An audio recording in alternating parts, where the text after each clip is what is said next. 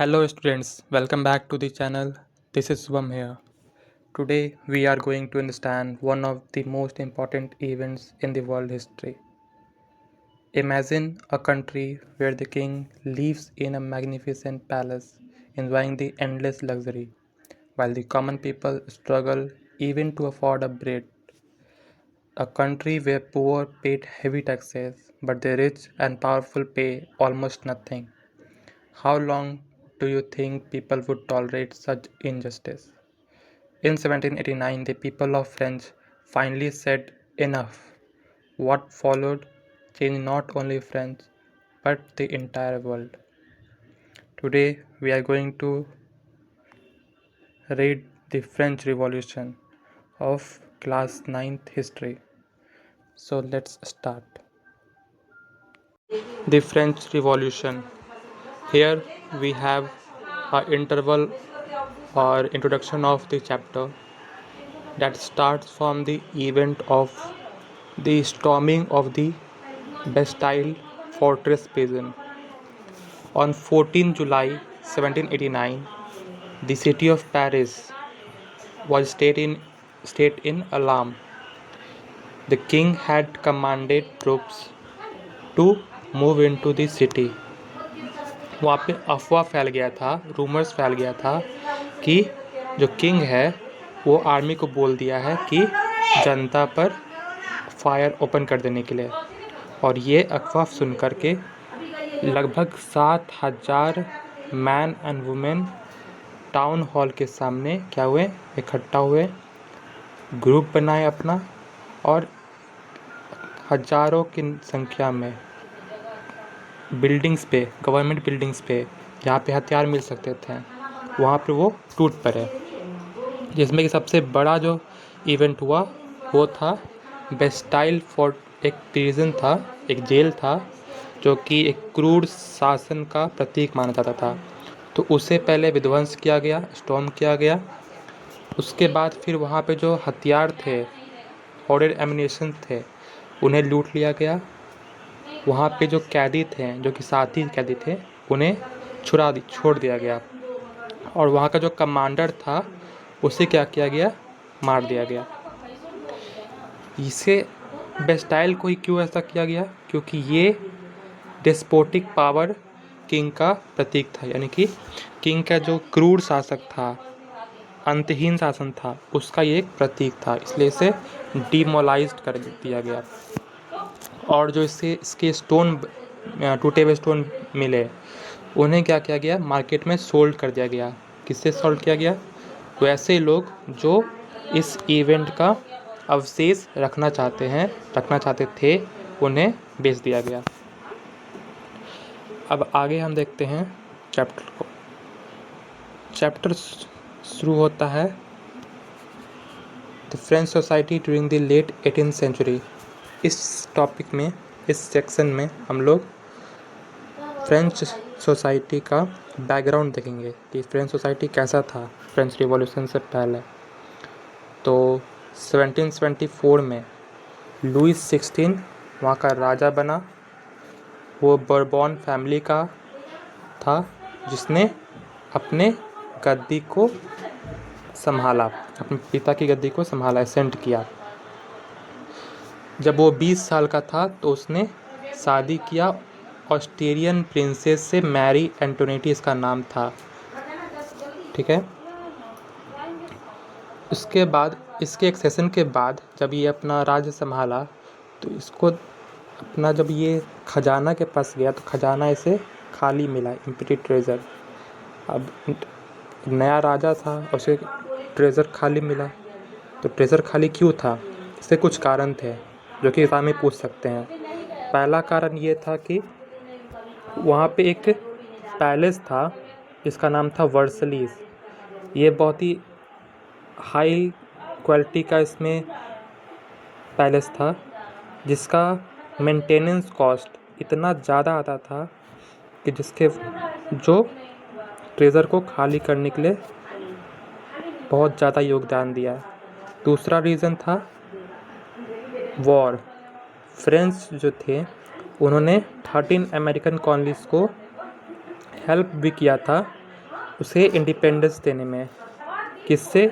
British के अंदर। Actually क्या था कि 13 अमेरिकन कॉलोनीज ब्रिटिश के अंदर था और फ्रेंच ब्रिटिश से विरोध में था। तो लुई 16 ने क्या किया, 13 अमेरिकन कॉलोनीज को हेल्प किया था ब्रिटेन से लड़ने में और उन्हें आज़ादी दिलाने में। इस वॉर की वजह से 1 बिलियन लीबर, वहाँ लीबर कहते हैं वहाँ की करेंसी को, जो कि 1789 तक था वहाँ पे करेंसी फ्रेंच की। तो 1 बिलियन लीबर का जो कर्जा है वो और चढ़ गया, जबकि वो जो कर्जा था ऑलरेडी 2 बिलियन लीबर था, यानी अब कितना हो गया, 3 बिलियन लीबर। अब जो लेंडर्स थे, तीसरा रीज़न ये है, जो लेंडर्स थे जो उसने लोन दिया था स्टेट क्रेडिट पे, वो क्या किए कि चार्जेस इंटरेस्ट जो थे उन्हें बढ़ा दिए 10% से, 10% इंटरेस्ट से बढ़ा दिए। अब इतना ज़्यादा इंटरेस्ट है तो जो बजट है स्टेट का, फ्रेंच का बजट था, उसमें से बहुत बड़ा हिस्सा इंटरेस्ट पे करने में ही निकल जाता था। इस सब के साथ साथ वहाँ का गवर्नमेंट, आर्मी, गवर्नमेंट कोर्ट और ऑफिसेज, यूनिवर्सिटीज़, इन सब को चलाने के लिए जो टैक्सेस, जो खर्चा आता था, वो भी एक रीज़न था जिसके वजह से ट्रेजर खाली था और इतना बड़ा डेप्थ था। यहाँ पे एक टर्म है हमारा ओल्डरिज्म। क्या है? ओल्डरिज्म। इसका मतलब क्या होता है? ये ओल्डरिज्म रेफ़र करता है society and institution of French before 1789, यानी जो फ्रेंच सोसाइटी है उसका जो स्ट्रक्चर था 1789 से पहले, उसे कहते हैं हम लोग ओल्डरिज्म। ठीक है, यहाँ पे कुछ दिए हुए हैं डाटा कि जो फ्रेंच सोसाइटी थी उसकी जो आबादी थी, उसकी आबादी के 90% पॉपुलेशन क्या थे? पीजेंट, यानी खेती में इन्वॉल्व थे, एग्रीकल्चर में इन्वॉल्व थे। जबकि about 60% of land was on by nobles, the church and other. इसका मतलब क्या हुआ कि जो पॉपुलेशन थी उसके 90% पीजेंट थे, लेकिन वो 90% पीजेंट के पास सिर्फ 40% लैंड था। जबकि जो 10% पॉपुलेशन थे, जो नॉबल्स थे, चर्च थे और अदर रिचर मेंबर थे, उनके पास 60% लैंड था। ये एक बड़ा टॉपिक है ओल्डरिज्म का। अब बात करते हैं, यहाँ पर आया है नाम क्लर्जी का और नोबिलिटी का, जो कि आएगा। तो क्लर्जी और नोबिलिटी को समझ लेते हैं। एक्चुअली ओल्डरिज्म में फ्रेंच सोसाइटी था वो 3 पार्ट में बटा हुआ था। पहला है हमारा फर्स्ट ई एस्टेट, जो कि होता है क्लर्जी, सी से क्लर्जी। सेकंड ई एस्टेट था नोबिलिटीज़ का, और थर्ड ई एस्टेट था इन दोनों के अलावा जितने भी आते हैं उसमें, जैसे कि artisans, poets, traders, merchants, poor persons, peasants, ये सब थर्ड ई एस्टेट्स में आते थे। ठीक है, क्लर्जी का मतलब होता है पुजारी वगैरह चर्च का, और नोबिलिटी का मतलब होता है वैसे लोग जो किंग के खास थे या किंग के कोर्ट में काम करते थे। ठीक है, इसमें एक बड़ा चीज़ था कि जो टैक्स पे होता था, पूरे फ्रेंच सोसाइटी में टैक्स पे होता था, वो सिर्फ थर्ड ई एस्टेट के लोग, जो रिचर मेंबर थे, जो आर्टिस्ट थे, जो पीजेंट्स थे, सिर्फ ये लोग क्या करते थे? टैक्स पे करते थे। और क्लर्जी और नोबिलिटी जो थे, ये दोनों टैक्स पे नहीं करते थे। ठीक है, चलिए अब फिर से हम लोग अपने टॉपिक पे आते हैं वापस। अब हम लोग देखें कि जो थर्ड ई स्टेट के लोग थे वो सिर्फ टैक्स पे करते थे और बाकी लोग टैक्स पे नहीं करते थे। लेकिन टैक्स तो पे करते ही नहीं थे, प्लस जो चर्च के लोग थे, चर्च था, वो अपना टैक्स अलग से निकालता था पीजेंट के द्वारा। ठीक है, उस टैक्स को कहते थे हम लोग टैक्स, कहते थे हम लोग तेज से, जो कि वो पीजेंट से एक्सट्रैक्ट करता था और अप्रॉक्सली ये 10% ऑफ प्रोडक्ट था, मतलब 10% जितना वो खेती करता था पीजेंट, उसका 10% चर्च को देना होता था। जबकि चर्च स्टेट को टैक्स नहीं दे रहा है, लेकिन वो पीजेंट से टैक्स ले रहा है। दूसरा चीज़ टाइली, जो डायरेक्ट टैक्स होता था स्टेट के लिए, जो सिर्फ थर्ड स्टेट के लोग देते थे, उसे कहते हैं टाइली। ये अप्रॉक्सली ये भी 30% होता था। जितना खेती हुआ उसका, इस 30 दिन की अगर खेती है आपकी, तो 30 दिन में आपने 3 दिन जितना कमाया या 3 दिन में जितना वेजेस आपको मिला, वो आपको एज अ टैक्स पे करना होता था। तो ये सिस्टम थी वहाँ का। साथ ही साथ ये तो हो गया टैक्स का सिस्टम भी, प्लस पीजेंट्स के ऊपर कुछ और भी प्रेशर्स थे। क्या थे? तो उन्हें फेडरल ड्यूटीज़ करनी होती थी, यानी कि जो नॉबल्स थे, जो क्लर्जीज थे, बेसिकली नॉबल्स थे, वो क्या करते थे कि पीजेंट से, आर्टिस्ट से और बाकी लेबर से वो फ्री वर्क लेते थे, यानी उन्हें उनका वो काम भी करवाते थे और पैसा भी नहीं देते थे। अब देखिए, जो थर्ड ये स्टेट है, वो स्टेट को टैक्स पे कर रहा है। स्टेट को क्या कर रहा है? टैक्स पे कर रहा है, क्लर्जी को दे रहा है अपना शेयर, और नॉबिलिटीज़ को भी फेडरल ड्यूटीज़ दे रहा है। क्या दे रहा है? फेडरल ड्यूटीज़, यानी कि फ्री में उसके लिए काम भी कर रहा है। जबकि जो नॉबल थे और क्लर्जी थे, वो क्या कर रहे हैं? वो कुछ नहीं कर रहे हैं, वो सिर्फ ले रहे हैं। ये सबसे बड़ा रीज़न था फ्रेंच रिवॉल्यूशन का। इस बात को ध्यान में रखना है। यहाँ पे एक पिक्चर दिया गया है, इसमें जो ये वाला बंदा दिखा रहा है, ये वाला, इसे माना गया है नॉबल के रूप में और इसे माना गया है पीजेंट के रूप में। तो देख रहे हैं, पीजेंट गरीब है, पीजेंट क्या है? पुअर है। उसके बाद भी ये आया है इसे टैक्स देने के लिए, इसे खाना देने के लिए, अनाज पैसा देने के लिए। जबकि नॉबल जो है वो अमीर है, फिर भी ये ना तो टैक्स देता है, ना ही कोई काम ज़्यादा करता है स्टेट के लिए, और प्लस इससे फेडरल ड्यूटीज़ भी लेता है। इसलिए यहाँ पे कहा गया है, the noble man is the spider, the peasant the fly. यानी कि स्पाइडर क्यों कहा गया है नॉबल को? स्पाइडर को देखते होंगे कि जाला वो बना लेता है और जाला में वो बैठा रहता है, कुछ करता नहीं है। और जो फ्लाई है, यानी कि मक्खी है, वो अपने आप उसमें आती है और उसका खाना बनती है। तो इसलिए कहा गया है। ये भी एक इम्पॉर्टेंट पॉइंट है, दिमाग में रखना है। दूसरा चीज़ है, the more devil has the more he wants. इसका क्या मतलब हुआ? इसका मतलब हुआ कि जो नॉबल है उसे दिखाया गया है डेविल के रूप में, यानी डेविल के पास जितना ज़्यादा है, यानी नॉबल के पास जितना ज़्यादा पैसा है, जितना ज़्यादा अनाज है, वो उतना ज़्यादा ही और चाहता है, उतना ज़्यादा और डिमांड करता है। Now the next is the struggle to survive. अब क्या था कि ये सारी चीज़ तो थी ही, ये तो बहुत शुरू से थी, लेकिन फ्रेंच रिवॉल्यूशन फिर भी क्यों हुआ? कंडीशन तो बहुत पहले से था, फिर एक पर्टिकुलर पॉइंट पे क्यों हुआ? ये इसलिए हुआ क्योंकि जो पॉपुलेशन थी वो सडनली क्या किया? बढ़ गया।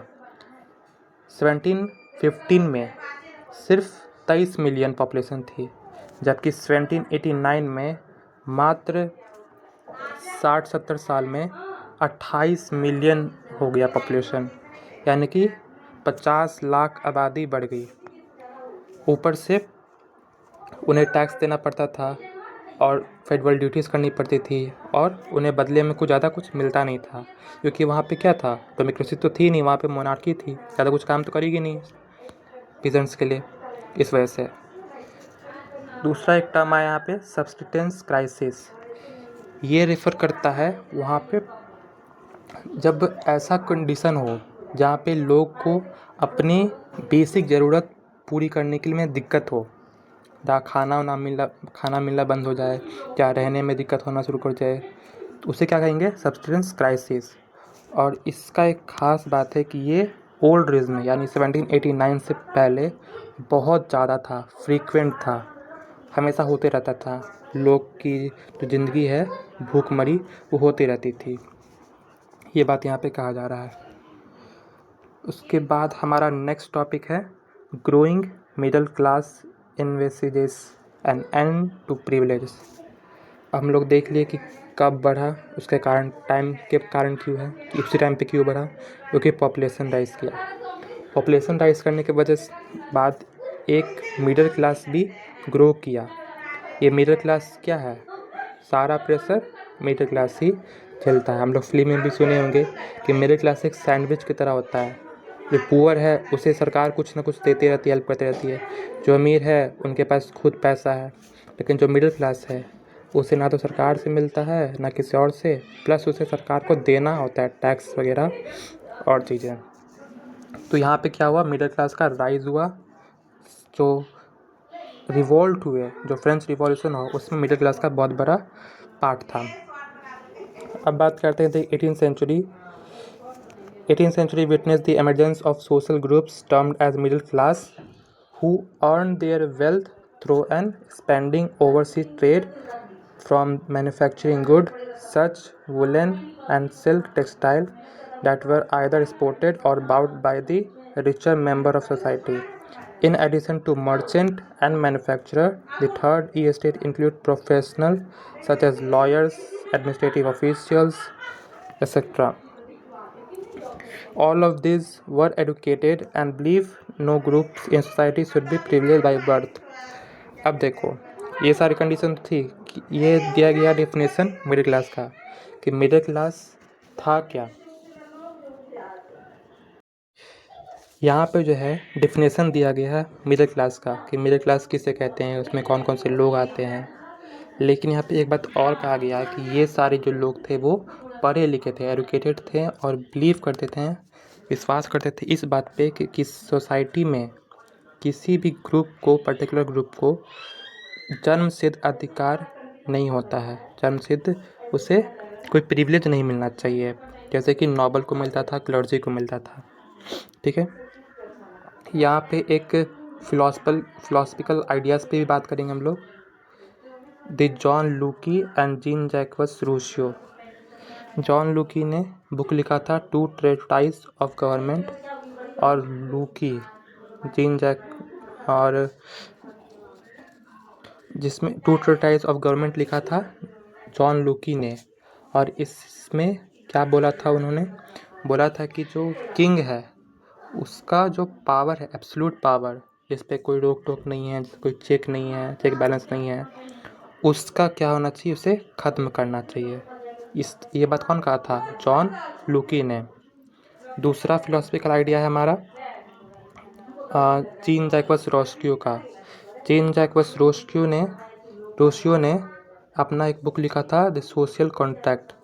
इसमें इन्होंने क्या लिखा था कि एक आदमी, एक मैन के पास क्या होना चाहिए, एक वोट होना चाहिए। ठीक है, एक मैन के पास क्या होना चाहिए, एक वोट होना चाहिए।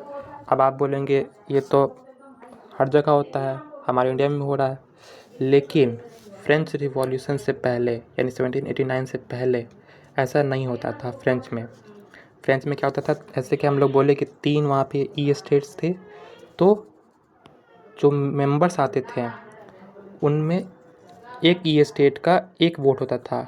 ठीक है, तो नोबिलिटी का एक वोट, क्लर्जी का एक वोट, नोबिलिटी का एक वोट, क्लर्जी का एक वोट, और थर्ड स्टेट का एक वोट। अब यहाँ ये भी एक बहुत बड़ा कारण है फ्रेंच रिवॉल्यूशन का। समझते जाना है कि क्या क्या कारण है। सबसे इम्पोर्टेंट क्वेश्चन यही है, और पूरे चैप्टर में हम लोग बात इसी पे करेंगे कि क्या क्या कारण रहे हैं फ्रेंच रिवॉल्यूशन को। ठीक है, तो जो नोबल है उनके पास एक वोट, क्लर्जी एक वोट, और थर्ड स्टेट एक वोट। नोबल और क्लर्जी दोनों क्या करते हैं, दोनों टैक्स पे नहीं करते हैं। ठीक है, जबकि थर्ड स्टेट टैक्स पे करता है। नोबल क्लर्जी क्या करते हैं, थर्ड स्टेट से टैक्स लेते हैं या फिर काम लेते हैं। जबकि पीजेंट है, जो थर्ड स्टेट के हैं मेंबर्स, वो किसी से काम लेते हैं क्या, किसी से काम नहीं लेते हैं। तो इस वजह से क्या होता है कि एक ग्रुप बन जाता है, एक ग्रुप बन जाता है नोबल और क्लर्जी का और दूसरी तरफ थर्ड स्टेट का। तब क्या हो रहा है यहाँ पे कि जो हमारे नोबल क्लर्जी का जो ग्रुप है उसके पास 2 वोट है और थर्ड स्टेट का 1 वोट है। तो कुछ भी लॉ बनेगा तो किसके पक्ष में बनेगा? नोबल क्लर्जी के पक्ष में। तो थर्ड स्टेट का कोई लॉ ही नहीं बनेगा उनके न्याय के लिए। ये एक बहुत ही महत्वपूर्ण कारण था जिसे रूसियो ने दिखाया। बोला कि एक बंदा के पास, एक आदमी के पास क्या होगा? 1 वोट होगा। 1 मैन 1 वोट। ठीक है। एक बुक और लिखे थे, उनका नाम था मॉन्टेस्क्यू। उन्होंने लिखा था the spirit of the something करके है, the spirit of the laws. हाँ, तो उन्होंने बताया था डिवीज़न ऑफ पावर के बारे में। अब ये क्या है डिवीज़न ऑफ पावर? तो जैसे कि हम लोग क्या है, जुडिशरी है, लेजिस्लेटिव है यानी संसद भवन है हमारे पास जहाँ पे लॉ बनते हैं, पॉलिटिशियन बनाते हैं लॉ। और तीसरा हमारे पास क्या है? एग्जीक्यूटिव है। तो ये 3 डिविजन्स है, ये फ्रेंच में नहीं थी। तो इस बात को कहा गया मॉन्टेस्क्यू के द्वारा द स्पिरिट ऑफ लॉज में कि ये डिवीज़न होना चाहिए। ठीक है। अब चलिए बात करते हैं the frequent read allowed in groups for the benefits. अब ये तो इन्होंने बात रख दिया फिलोसफिकल आइडियाज़, लेकिन क्या सब लोग पढ़े थे? सब लोग पढ़े हुए नहीं थे। इस वजह से जो आइडियाज़ थे उन्हें डिस्कस किया जाता था, उन्हें जोर से पढ़ा जाता था ग्रुप में, जैसे कि बार्बर में, सैलून में, कॉफ़ी शॉप में, इन सब जगह पे जोर जोर से पढ़ा जाता था ताकि जो अनपढ़ है, जो नहीं पढ़ सकते हैं खुद से, वो सुन के समझे कि क्या हो रहा है और क्या होना चाहिए। यहाँ पे एक अकाउंट है, एक्चुअली 2 अकाउंट है, जॉर्ज लैंटन का और आर्थर यंग का। बहुत ही बढ़िया है, इसे ज़रूर पढ़िए और समझने की कोशिश कीजिए, टाइम दीजिए। ठीक है। चलिए नेक्स्ट टॉपिक पढ़ते हैं, the outbreak of the revolution. अब क्या हुआ कि रिवॉल्यूशन आउटब्रेक हो गया। हम लोग इसका बैकग्राउंड देख लिए हैं, रीज़न भी बहुत सारा देख लिए। अब देखते हैं इसका रिवॉल्यूशन स्टार्ट कैसे हुआ क्या कि जो पॉपुलेशन थी, जो सब्सटेंस क्राइसिस थी, तो उसके वजह से क्या एक्चुअली क्या हुआ कि हम लोग पहले बात किए कि राजा लुई 16 राजा बना, एम्परर बना, और राजा बनने के बाद उसे ट्रेज़र खाली मिला। ठीक है। प्लस क्या हुआ, उसके पास 3 बिलियन लीवर का डेबिट भी था, कर्जा भी था। तो इसने सोचा कि क्यों ना टैक्स बढ़ाया जाए। क्या किया जाए? टैक्स बढ़ाया जाए। अब टैक्स बढ़ाने का एक सिस्टम था वहाँ पे ओल्ड डेज में कि एक ई स्टेट की जनरल मीटिंग बुलाई जाती थी, और ये मीटिंग कब बुलानी है इसके पास जो राइट था वो सिर्फ एम्परर के पास था, किंग के पास था। लास्ट टाइम ये मीटिंग 1614 में बुलाया गया था, और इस बार बुलाया गया कब? 5 मई 1789 लुई 16 के द्वारा मीटिंग बुलाया गया, जिस मीटिंग का कहते हैं हम लोग assembly of E state general. ये क्यों बुलाया गया? न्यू टैक्स को पास करने के लिए। अब यहाँ पे एक चीज़ और देखना है कि ये बुलाया कहाँ गया, जगह। तो जगह कौन सा है? वर्सलीज। जैसे हम लोग पहले बात किए थे, ये पैलेस है जहाँ बहुत खर्चा होता है इसके मेंटेनेंस में, तो यहाँ बुलाया गया। ठीक है। यहाँ जब बुलाया गया मीटिंग, तो फर्स्ट ई स्टेट यानी क्लर्जी और नोबिलिटी, ये दोनों जो ई स्टेट है, इन दोनों से 300 लोग आए, यानी कि 600 लोग, जो कि सीट उन्हें मिला गया बैठने के लिए अपोजिट, एक तरफ क्लर्जी एक तरफ नोबिलिटी। जबकि थर्ड स्टेट के जो मेंबर थे वहाँ से 600 रिप्रेजेंटेटिव आए, जिन्हें क्लर्जी और नोबिलिटी के पीछे खड़ा होना था, बैठना नहीं था, खड़ा होना था। ठीक है। प्लस यहाँ पे जो वुमेन थी, वुमेन अलाउ नहीं थी, तो वुमेन अलाउ नहीं थे, तो इसीलिए जो रिप्रेजेंटेटिव वहाँ गए थे वो क्या लिए थे? वो 40,000 लेटर ले गए थे, जिनमें वुमेन्स की, पीजेंट्स की, आर्टिसियंस की बातें थी, जो कि वहाँ नहीं जा सकते हैं खुद। ठीक है। अब जब बात हुआ टैक्स बढ़ाने का। तो हम पहले ही बात किए हैं कि नोबल एलर्जी क्लर्जी एक ग्रुप है जिनके पास 2 वोट हो गया। अब थर्ड स्टेट बेचारा एक वोट है। तो जो राइट बनेगा तो क्या बनेगा, किसके पे बनेगा, लॉ पे, किसके कन्वीनियंस के लिए बनेगा, नोबिलिटी और क्लर्जी के लिए। तो ये बात अब जो थर्ड स्टेट के लोग थे इन्हें समझ में आ गया था। तो उन लोगों ने क्या किया, बोला कि नहीं भैया अब ऐसा नहीं होगा, जितना रिप्रेजेंटेटिव है उतना ही वोट होगा, यानी 1 मैन 1 वोट। ठीक है। तो किंग बोला कि नहीं, जो करना है कर लो, वोट तो ऐसे ही मिलेगा, एक ही स्टेट एक वोट। तो बोला कि जो करना है कर ले, ठीक है। क्या किया इन लोग, मीटिंग को छोड़ दिया, बाइकआउट किया और वहाँ से निकल गया। 5 मई 1789 को ये मीटिंग था। दोबारा इन लोग मिला 20 जून को, उसी हॉल में टेनिस कोर्ट में मिला। वहाँ पे एक टेनिस कोर्ट भी था, इंडो टेनिस कोर्ट, वहाँ पे उन लोग मिला रिप्रेजेंटेटिव जो कि थर्ड स्टेट के थे। ये जो रिप्रेजेंटेटिव्स थे ये लीड किए जा रहे थे मिराबियो और अबिसियस के द्वारा। ठीक है।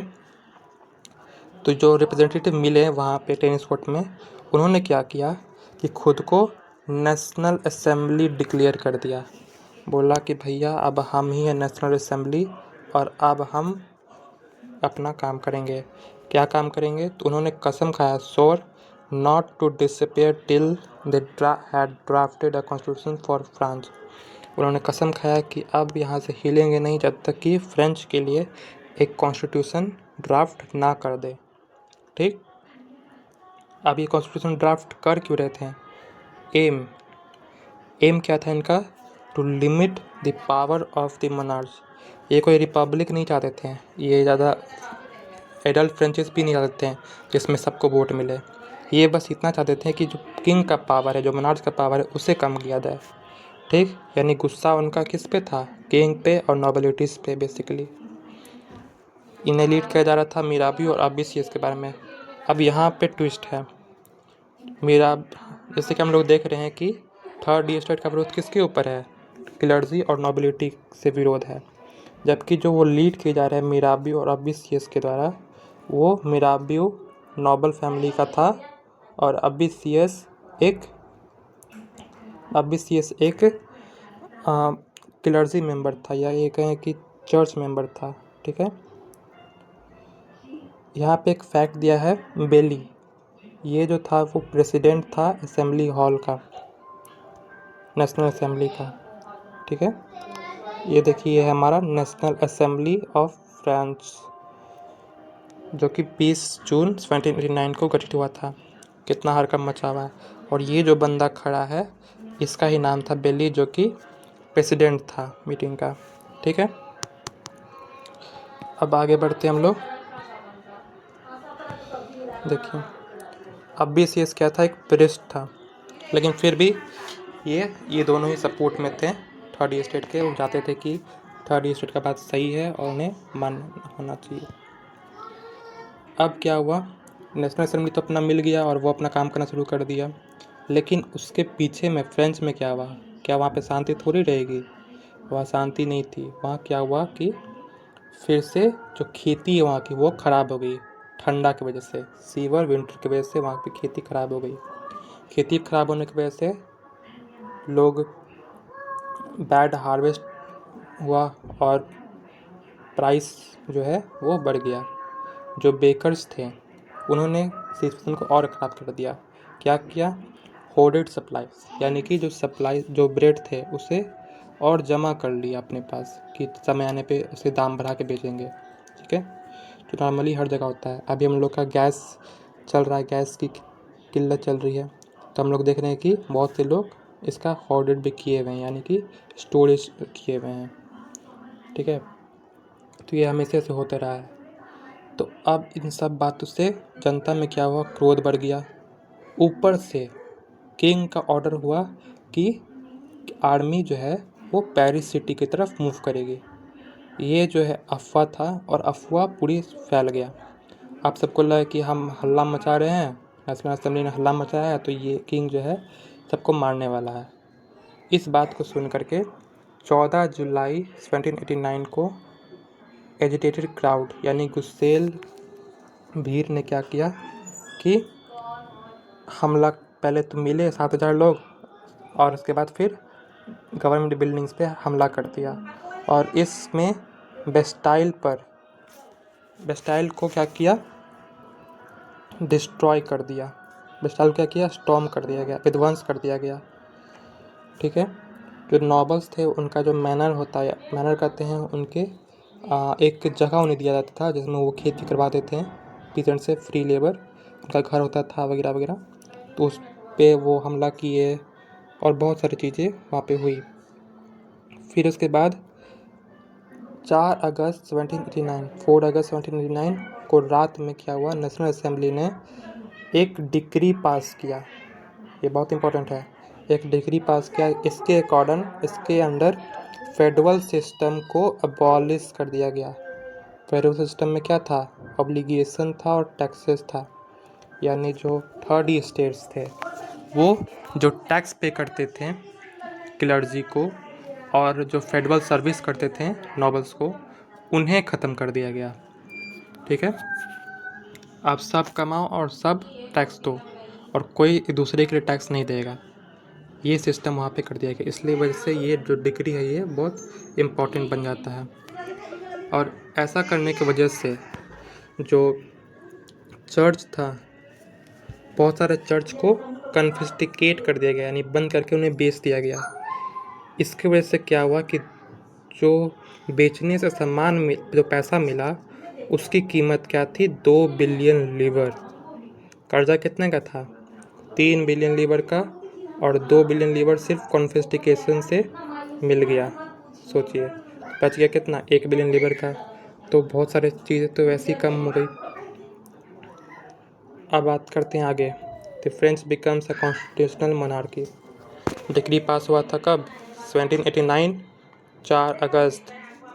अब क्या हुआ, 1791 में नेशनल असेंबली ने कॉन्स्टिट्यूशन को ड्राफ्ट किया। अब इस कॉन्स्टिट्यूशन को ड्राफ्ट करने का जो मेन ऑब्जेक्ट क्या था, मेन ऑब्जेक्ट था इसका मोनार्क्स के पावर को लिमिट करना, कम करना या रोकना, कि वो अपने पावर का गलत यूज़ ना करे।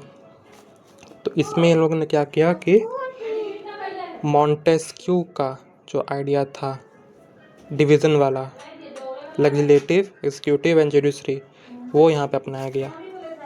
ठीक है, वो यहाँ पे क्या किया गया, अपनाया गया। देखिए कैसे। जुडिशरी जो थी वो सीधा, पहले तो पूरे सोसाइटी को 2 बात में बांट दिया गया। पहला एक्टिव सिटीज़न और दूसरा पैसिव सिटीज़न। ठीक है, आराम से समझना है, घबराना नहीं है। पहला एक्टिव सिटीज़न और दूसरा पैसिव सिटीज़न। पैसिव सिटीज़न वो थे जिन्हें वोट देने का राइट नहीं था। एक्टिव सिटीज़न वो थे जिन्हें वोट देने का राइट था। ये अप्रॉक्सीमेटली 4 मिलियन लोग थे। ठीक है। पैसिव सिटीज़न वो लोग थे जो या तो वुमेन हैं या चिल्ड्रेन हैं या फिर 25 साल से कम उनका उम्र था, वो थे पैसिव सिटीज़न, उनके पास वोटिंग राइट नहीं थी। उसके अलावा जो बाकी लोग थे वो एक्टिव सिटीज़न थे। ठीक है, क्लियर हो गया। अब इसके वजह से क्या होता था, जुडिशरी थी वो सेलेक्ट होती थी एक्टिव सिटीज़न से डायरेक्टली, इसमें कोई झोल नहीं। उसके बाद जो लेजिस्लेटिव थी वहाँ पे क्या हो रहा था, 2 लेवल बन गया था। एक्टिव सिटीज़न सेलेक्ट करेगा इलेक्टर्स को जो कि 50,000 की संख्या में रहते थे। इसमें बेसिकली रिच लोग ही रहते थे, मर्चेंट्स वगैरह रहते थे। और ये 50,000 लोग क्या करते थे, नेशनल असेंबली को सेलेक्ट करते थे जो कि 745 मेंबर्स उसमें थे। ठीक है, अब इलेक्टर्स ख़त्म हो गए। अब क्या करेगा, नेशनल असेंबली जो है वो सारा काम करेगा, सारा चेक एंड बैलेंस का काम नेशनल असेंबली करेगा। यहाँ पे किंग है और यहाँ पे मिनिस्टर है जो कि किंग अपॉइंट करता है, सीधी सी बात है। तो नेशनल असेंबली काम क्या है कि वो कंट्रोल करेगा मिनिस्टर को भी और किंग को भी। ठीक है, ऐसे होता था। चलिए अब आगे बढ़ते हैं। All citizens, however, had the right to vote. Only men above 25 years of age who paid taxes equal to at least 3 days of laborer wage were given the status of active citizen. जैसे कि हम लोग कहें कि ऐसे लोग, ऐसे आदमी जो उनका उम्र 25 साल से ज़्यादा था और जो अपने 3 दिन की वेजेस थी, 3 दिन की जो पैसा वो कमाते थे, वो अगर टैक्स में दे पा रहे हैं या दिए हैं तो उन्हें वोटिंग का राइट था। ठीक है, चलिए अब हमारा कॉन्स्टिट्यूशन यहाँ बन गया फ्रेंच रिवॉल्यूशन का, फ्रेंच का। तो उसके कुछ सिंबल्स यहाँ पे दिए हुए हैं, इन सिंबल्स के बारे में आगे पढ़ना है हमें। ठीक है, the constitution began with a declaration of rights. अब हमारा संविधान जो है, भारत संविधान, वो जब शुरू होता है तो एक प्रियम्बल से शुरू होता है जिसमें बहुत सारी बातें कही गई है। वैसे ही जो फ्रेंच रिवॉल्यूशन का, फ्रेंच का जो कॉन्स्टिट्यूशन है वो अभी बहुत सारे राइट्स से शुरू होते हैं। यहाँ पे राइट दिया गया है मैन से रिलेटेड, वुमेन से रिलेटेड, एक्सेट्रा, बहुत सारी बातें हैं। यहाँ पे एक चीज़ और है, एक जर्नलिस्ट है जीन पॉल मैरेट का, इनका बारे में आप खुद से पढ़ लीजिएगा, बहुत इंपॉर्टेंट नहीं है लेकिन पढ़ना अच्छी बात है। अब जो हम लोग कहें यहाँ पे कि ये सिंबल है, इसके बारे में हम लोग को पढ़ना है आगे। तो क्या है पॉलिटिकल सिंबल्स? जैसा कि हम लोग कहें कि हर लोग तो पढ़ नहीं सकते थे वहाँ पे, कुछ लोग पढ़ पाते थे। तो जो संविधान बनेगा तो कैसे लोग को पता चलेगा कि संविधान बना है मेरे हित में बना है, जो हम चाहते थे वैसा बना है? तो वो पोस्टर जारी किया गया और कुछ सिंबल्स का यूज़ किया गया, पॉलिटिकल सिंबल्स जो अनपढ़ लोग पढ़ समझ सकें। पहला है ब्रोकन चेन, यानी जो कैदी लोग थे, जो स्लेव्स थे, उन्हें आज़ाद कर दिया गया। बंडल्स ऑफ रॉड्स और फेसेस, यानी कहानी सुने हम लोग, एक रहते हैं तो टूट जाते हैं और एक साथ रहते हैं तो यूनिटी, यूनिटी इन स्ट्रेंथ। तीसरा था आई with a triangle radiating light, ये रेफर कर रहा था कि जो मोनार्की है उनका कोई एब्सोल्यूट पावर नहीं है, उन्हें भी कोई देख रहा है। कौन देख रहा है? नेशनल असेंबली देख रही है। फिर था ये स्क्रिप्चर, ये क्या था? रॉयल पावर का सिंबल था। फिर है snake biting its tail to form a ring, ये था एक रिंग जो कि जिसका ना तो शुरुआत थी ना तो एंड। उसके बाद बात करते हैं रेड पायरिगियन कैप, ये स्लेब के द्वारा पहना जाता था, तो उसका ये एक सिंबल है। नेक्स्ट है ब्लू वाइट एंड रेड, ये है नेशनल कलर फ्रेंच का।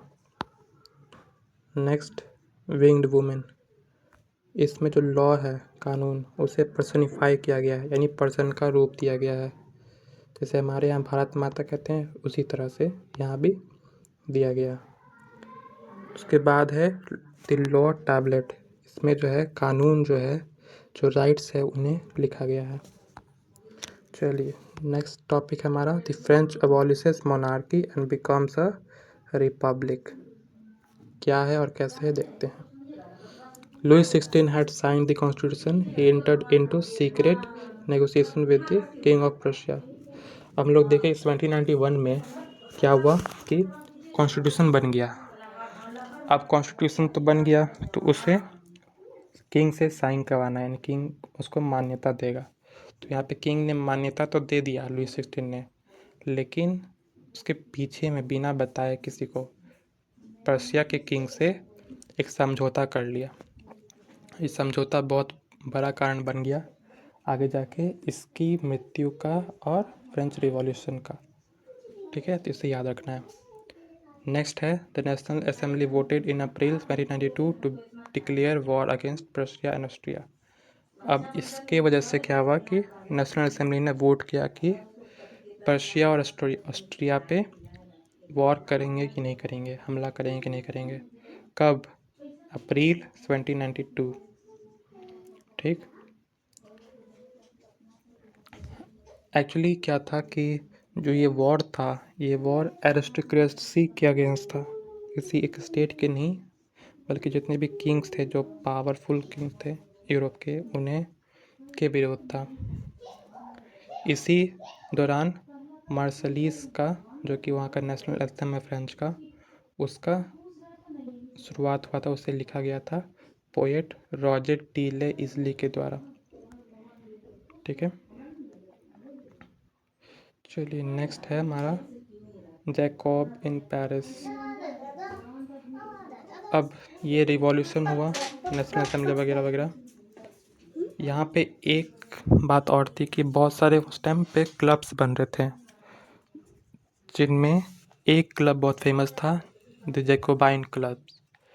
इसका नाम पड़ा था एक फॉर्मर कॉन्वेंट से, सेंट जॉकैब, जो कि पेरिस में था। कॉन्वेंट होता है यानी एक ऐसा धर्मस्थल जगह जहाँ कोई भी आके रह सकता है, तो उस पे इसका नाम पड़ा था। प्लस जो वुमेन्स थे उनके भी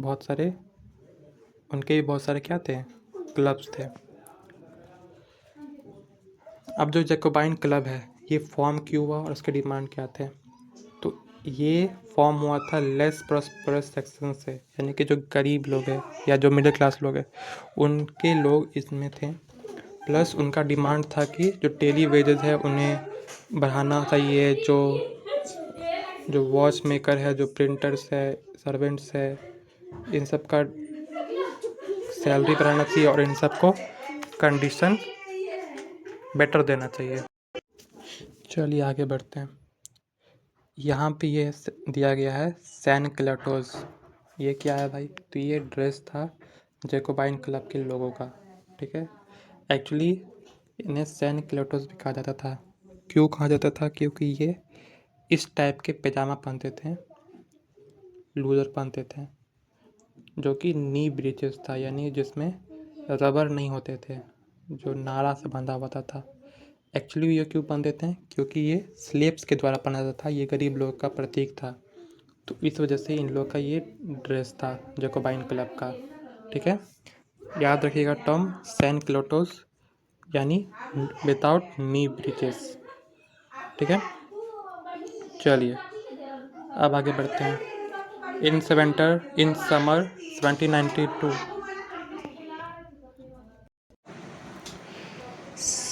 In summer 1792, Jacobins planned an insurrection. Actually क्या हुआ, जैकोबाइंस ने एक हमला के बारे में सोचा कि वो पेरिसियंस पे हमला करेंगे और वो राज्य को संभाल लेंगे, अब यानी ओवरटेक करेंगे गवर्नमेंट को। ठीक है, तो 10 अगस्त को उन्होंने क्या किया, पैलेस ऑफ तुलरिस इस पर अटैक किया और किंग के गार्ड को मार दिया और किंग को अपना हॉस्टेज बना लिया। ठीक, उसके बाद क्या हुआ कि इलेक्शन लिया गया और सभी लोग जो 21 साल से ऊपर है, all man above 21 years without regarding wealth they are right to vote. ठीक है, यानी जितने भी 21 साल के युवा थे या उनके बड़े थे, उन्हें राइट टू वोट दिया गया इस इलेक्शन में। अब इलेक्शन के बाद जो असेंबली बना उसे कहते हैं कन्वेंशन, नाम दे दिया गया कन्वेंशन। ये असेंबली बना जैकोबाइन क्लब का। ठीक है, चलिए 21 सितंबर 1792 इसमें क्या हुआ कि जो कन्वेंशन है इसने क्या किया, इसने मोनार्की को एबॉलिश कर दिया गया। क्या किया, मोनार्की को एबॉलिश किया गया और फ्रेंच को रिपब्लिक घोषित कर दिया गया 21 सितंबर 1792। ये डेट बहुत इंपॉर्टेंट है, याद रखिएगा, 21 सितंबर 1792। चलिए आगे बढ़ते हैं। Louis 16 was sentence to death by a court on the charge. क्या हुआ कि लुई 16 को डेथ दे दिया गया, उसे एक्सिक्यूट कर दिया गया। क्यों भाई, तो उसका चार्ज लगाया गया ट्रीजन का।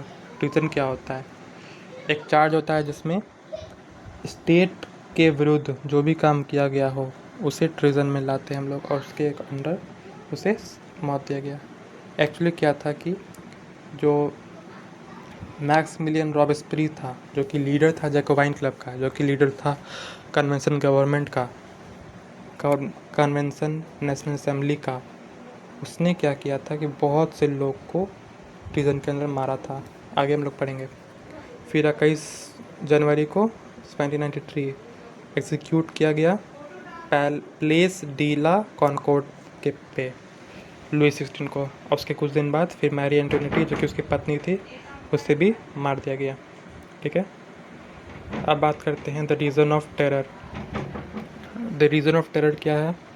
तो इसमें जो मैक्सिमिलियन रॉबेस्पियरी है, इसका जो राज है, सीवर पॉलिसी का राज, ये इसमें आता है।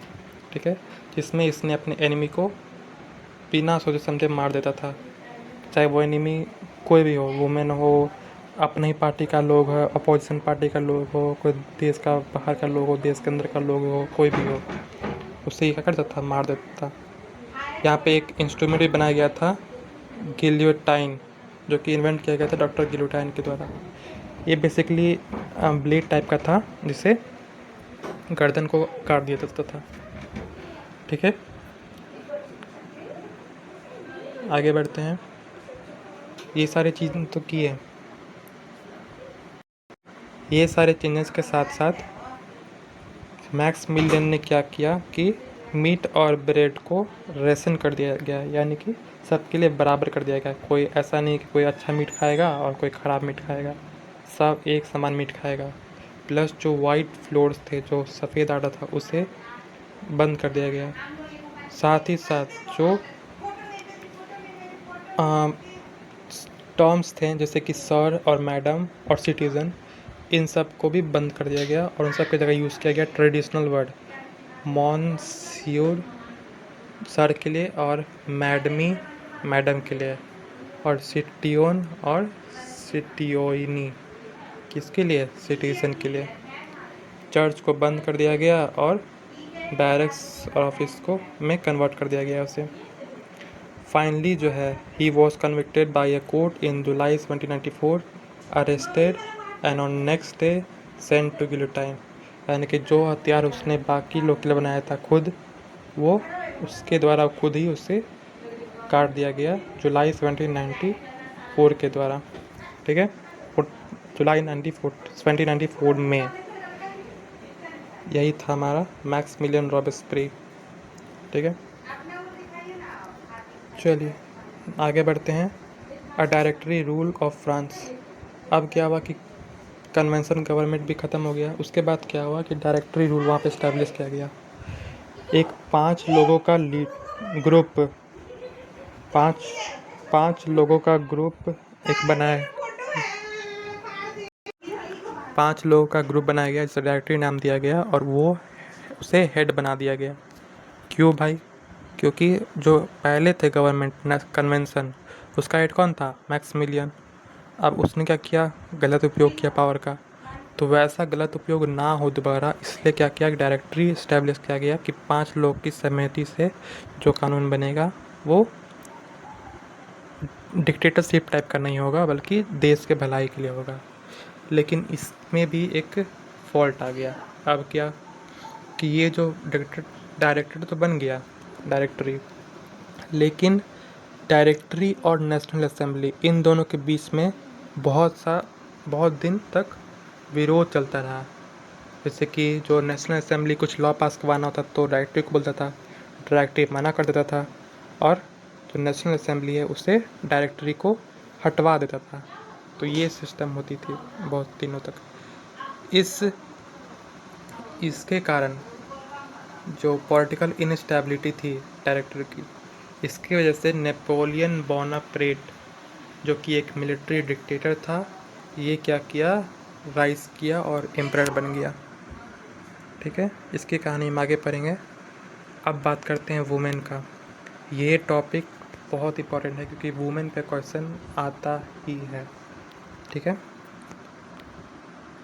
अभी तक अगर आपने चैनल को सब्सक्राइब नहीं किया है तो सब्सक्राइब कर दीजिए, वीडियो को लाइक कर दीजिए और उन लोगों को शेयर ज़रूर कर दीजिएगा जो ट्रबल में है, जिन्हें दिक्कत हो रही है।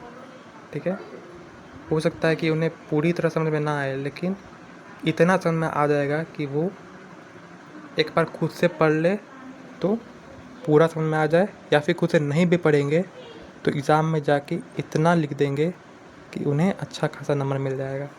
ठीक है, चलिए फिर आगे बढ़ते हैं। वुमेंस, जैसे कि हम लोग बात किए थे कि वुमेंस का भी क्लब बन रहा था। इसमें बहुत सारी चीज़ें हैं, बहुत सारे सिंबल्स हैं, ये आप लोग खुद से पढ़ लीजिएगा। जैसे कि वहाँ पे सोल्ड फ्लावर्स बेचती थी, फ्रूट बेचती थी वगैरह वगैरह।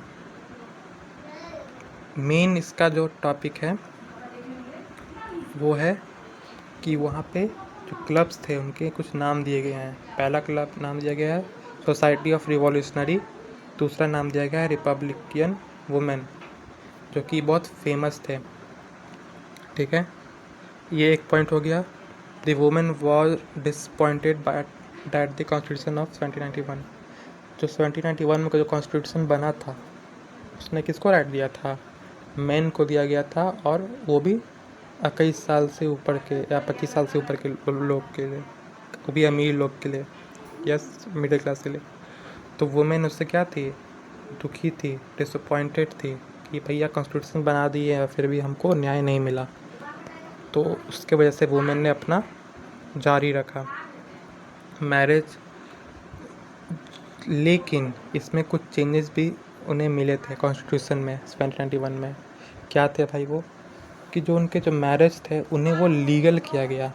ठीक, प्लस जो डाइवोर्स है उसे भी लीगल कर दिया गया। यानी कि अगर कोई महिला खुश नहीं है या उनके साथ न्याय नहीं हो रहा है शादी के साथ, या पति जुर्म कर रहा है, तो वो डिवोर्स दे सकती है। ठीक है, और भी बहुत सारे प्रावधान लाए गए। प्लस जो जॉब है, जॉब के लिए उन्हें ट्रेन किया गया। ठीक है, सबसे इम्पोर्टेंट यहाँ पे बात आता है 1946 में। 1946 क्या है भाई? तो 1946 में फाइनली जाके वुमेन को, फ्रेंच की वुमेन को वोट मिला, राइट मिला वोट देने के लिए। ठीक है, फ्रेंच रिवॉल्यूशन स्टार्ट कब हुआ था? 1789 को, और मिला कब इन्हें राइट वोट के लिए? 1946। तो बहुत लंबा टाइम इन्होंने लिया। ठीक है, उसके बाद यहाँ दिया गया है एक रिवॉल्यूशनरी वुमेन के बारे में, ओलंपस टी कॉलेज के बारे में। इससे आप पढ़ लीजिएगा, एग्ज़ाम पॉइंट ऑफ व्यू से इम्पोर्टेंट नहीं है तो इसलिए मैं आगे नहीं पढ़ा रहा हूँ, खुद से पढ़ लीजिएगा, बहुत ही अच्छा है। ठीक है, ज़रूरी है। चलिए आगे बात करते हैं अब स्लेवरी के बारे में। किसके बारे में? स्लेवरी के बारे में। स्लेवरी में एक्चुअली होता क्या था कि फ्रांस, एक्चुअली यूरोप, पूरा यूरोप और अफ्रीका और अमेरिका, यूरोप, अफ्रीका और अमेरिका, इन तीनों के बीच में एक कनेक्शन था या एक ट्रायंगल सिस्टम था। क्या था भाई? कि जो यूरोप के लोग थे वो क्या करते थे? वो जहाज़ लेके निकलते थे अफ्रीका पे के लिए। अफ्रीका पे वो उतरते थे, और उतरने के बाद वहाँ पे कुछ लोकल चीफ्टेंस होते थे जो कि स्लेव्स को बंदी बना के रखते थे।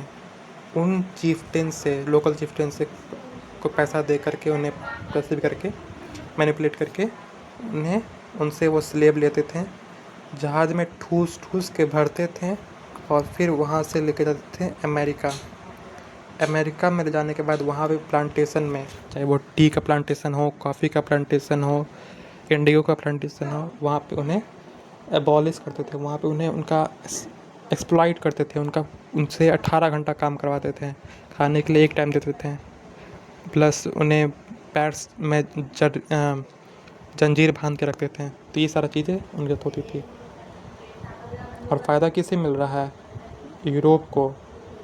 किसके साथ जुर्म हो रहा है? अफ्रीका के साथ जुर्म हो रहा है। और कहाँ पे काम हो रहा है? अमेरिका में काम हो रहा है। तो यहाँ पे एक ट्रायंगल बन रहा था। ठीक है, यहाँ पे क्या बन रहा था? एक ट्रायंगल बन रहा था। चलिए आगे बढ़ते हैं।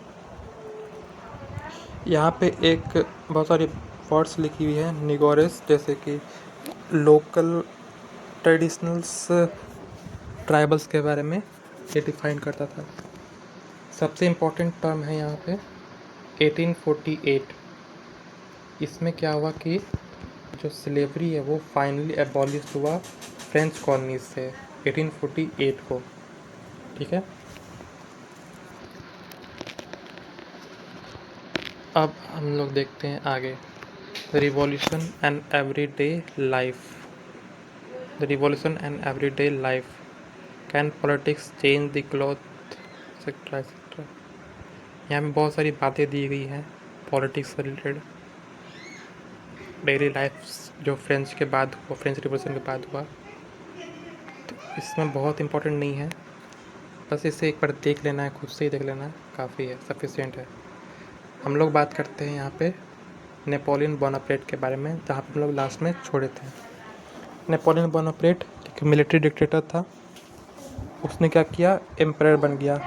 कब बना, 1804 में।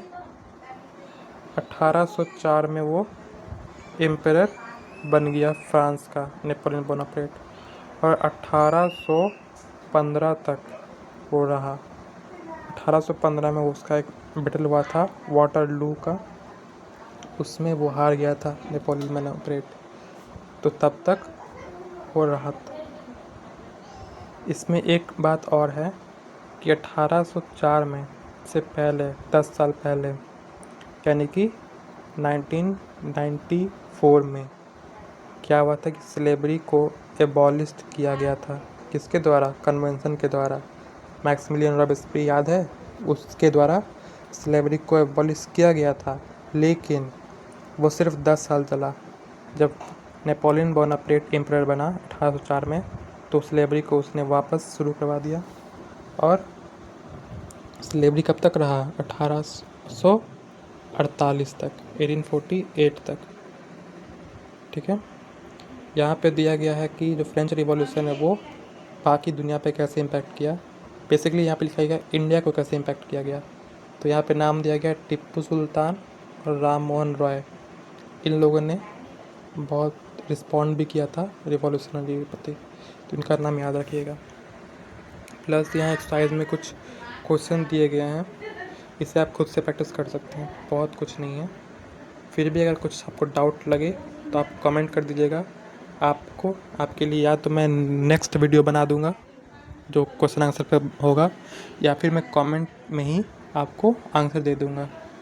ठीक है, I hope this video really useful for you, and still I will say, अगर आप वीडियो सिर्फ देख लिए हैं तो सफिशिएंट नहीं है। एक बार जाइए, खुद से पढ़िए, पढ़ने के बाद बुक को बंद कर दीजिए और फिर सोचिए कि आपने क्या पढ़ा, क्या समझा, और एक बार पेन पेपर उठाइए और उस पर लिख दीजिए जो भी गलत सही जो भी लग रहा है आपको। आपको महसूस होगा कि मोर देन 50-60% आपको ऑटोमेटिक याद हो गया है। ठीक है, और वैसे आप मेरा वीडियो देख लीजिए या किसी और का वीडियो देख लीजिए, आपको प्रॉफिट नहीं होगा। ठीक है, सो एक वीडियो को स्टिक कीजिए, चैनल को सब्सक्राइब कर लीजिए ताकि जो वीडियो डेली आते रहे तो आपको टाइम पे मिलते रहे। बेल आइकन दबा लीजिए। ठीक है, और मन ला के पढ़ाई कीजिए। Keep trying, keep learning and trust yourself. Thank you, see you in next class.